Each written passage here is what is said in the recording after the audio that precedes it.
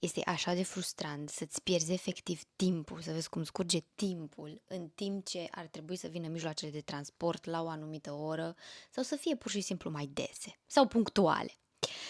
Uh, Sunt de câteva zile în București și pentru mine a fost mega frustrant să văd cum nu sunt pregătită cu, nu știu, o cască, să ascult un podcast, să mă uit la un curs pe care îl urmez sau, nu știu, să am ceva, să fiu pregătită sau chiar o carte, să fiu pregătită, să fac lucrurile astea în timp ce aștept, ca să nu mai am impresia că timpul ăla se duce naiba și după aia când ajung acasă suruptă de oboseală nu mai am chef de absolut nimic. Așa că uite aici o idee. De exemplu, noi la The Germans avem cursul pe platformă. Bineînțeles, e și cu profesor. Dar partea asta de platformă îți oferă ocazia să intri de pe telefon, de pe laptop, de oriunde și să poți să asculți cursul, să înveți sau chiar să faci exercițiile pe platformă. Așa că asta este o idee pe care o poți pune în practică atunci când începi un curs de limba germană.